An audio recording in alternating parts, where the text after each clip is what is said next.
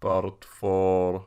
Why not make her appear super white with makeup as if she's an albino? Maybe that could even explain why Dr. Sung made his android children look like albinos. Maybe because it's of his love for his ancient daughter who was an albino, and that's why he wanted to find a cure for her so that she'll be able to go out swimming in the sunlight. Another funny thing is that whenever we see him taking her blood to study it, or when he gives her the cure, they always use like a super-sized needle with a huge thick needle.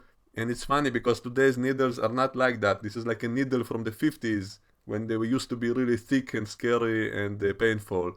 So anyway, now Picard and crew know about what they have to do to protect the timeline. They have to save Renee Picard. They have to ensure that she does indeed go on her space mission, which now apparently is even more important than Cochrane's first flight, because actually it was Renee Picard who was actually the most important person in history, and she's the key to everything and all of that. And it's kind of funny, it kind of makes me remember that parody video I made before Star Trek Picard ever started. I made like a worst case scenario prediction, and I remember suggesting that maybe the show will become all about some young female woman who will be a relative of Picard, and she will be the best at everything. She will become a Starfleet captain in one day, and she will save the universe from the Borg and all of that. I made it like a parody of The Last Jedi, with Picard being like Jake Skywalker hiding away on some planet, not wanting to do anything, and his young relative who will be called Picard, she will be the woman who saves the galaxy and all of that. I made it like a parody video, and now it's actually coming true in this season, so that also makes me laugh.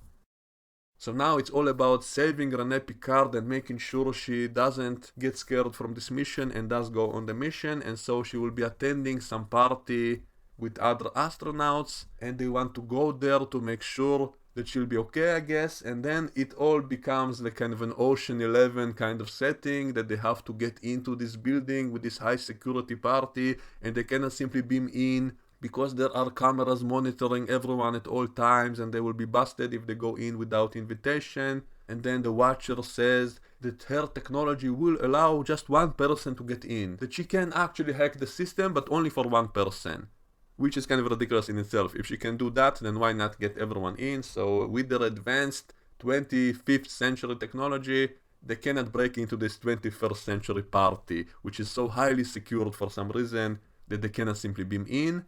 They have to get invited there.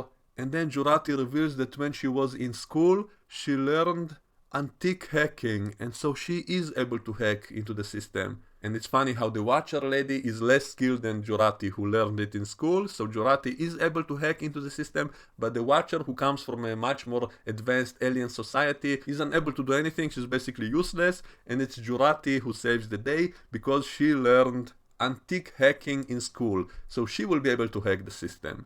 So it's so ridiculous that the Watcher ends up being useless, even though their whole mission was to find this Watcher in the past, because she's the one who will help them solve everything, but in the end she's useless. So what was even the point of that? And all the references to Gary 7 and all of that was kind of cute, how they made her have the same kind of apartment with that transporter room in the safe and all of that.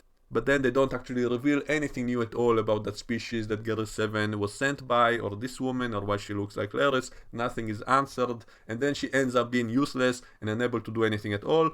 And I guess in the next episode they will all go into this party, and Patrick Stewart will be dressed like James Bond, and when he'll be asked what to drink, he will say, "Earl Grey, shaken, not stirred." And then he will talk with his great cousin, and he will convince her to go on this mission. And that will be the whole plot of the episode, I guess. So this whole thing with this elite party they have to break into, it looks like something we saw a million times in a million different movies. And so I kept rolling my eyes and all of that.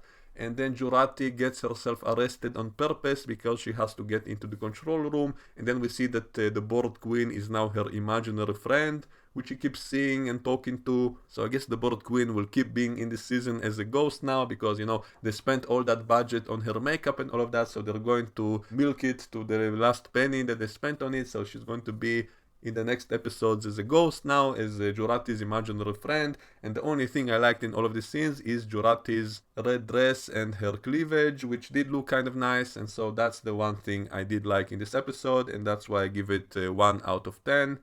I guess maybe 2 out of 10, because the scenes with Q and Sung were also kind of entertaining, just to see these actors again interacting. And especially John Delancey's acting is pretty on point. Like, he does feel like the Q character, even though they kind of made Q kind of too evil and crazy, and it kind of ruins the character development of Q throughout TNG, because at first he was kind of a villain, then later kind of a prankster, just entertaining himself by abusing the crew of the Enterprise and playing games with them. But later on in the series, he actually became more like a guardian angel, more like a friend and ally, and in the end actually kind of helping Picard save the galaxy and humanity and all of that. So he was no longer a villain by the end of the show, and yet in this show he's once again basically a villain who wants to destroy the timeline for some reason which was never explained yet. Maybe they will later, maybe he simply went nuts or something. So he seems to be an evil character, but at least the acting is actually pretty good. And even Brent Spiner is kind of entertaining in some places. He had that funny line when he implied that rich people come to him so he will clone their fucking cats, and that kind of made me laugh because I know Brent Spiner always hated cats, and he specifically hated all those scenes with Spot because he hated how long it took to film all those scenes with the cat. So that line of him saying that he hates how people ask him to clone their cats, that was kind of funny. And that was also the only reference to maybe revealing later that he will actually be cloning himself, which will finally explain why all the men in the Sung family look exactly the same for many centuries apparently. And so the only way to explain that will be to reveal in the end that he will decide to be cloning himself until he achieves his objectives, and maybe his daughter's memory will somehow live on in his clones, and maybe eventually will be downloaded into data, which can explain why she looks exactly like her. And the other actors who play different characters now and looking exactly the same was not yet explained, and so it makes this episode feel kind of ridiculous that Laris is here without explanation. And there's even a scene when Raffi and Seven were saving those people from the bus, and suddenly one of them looked exactly like Elnor, but it was all in Raffi's mind, and it was just some guy who looked like him, so that was also kind of ridiculous. How they keep inserting the actors into different roles without any logic to it. And I'm still pissed off about how they released all those people from that bus. Not because I'm against immigrants or any of that, but because it doesn't make sense in the context of Star Trek. If they're now in the past trying to save the timeline, why are they saving people who they're not supposed to save? And it would have been so much better, even dramatically wise, even for the sake of pushing the message of how much it's said that there are immigrants and refugees and all of that, if they had to shut the door closed on them and then have a dramatical emotional scenes of the characters having to do a necessary evil, that would have been so much better. And so that was such a huge missed opportunity, and it's so annoying, nothing makes any sense. And so I think I will give this episode a 2 out of 10. The only redeeming parts were some of the scenes with Q and Dr. Sung and the red dress of Jurati, and that's pretty much it. So that's my opinion. Let me know what you think, and we can discuss all of this in the comments below, and I will see you all next time. Bye bye.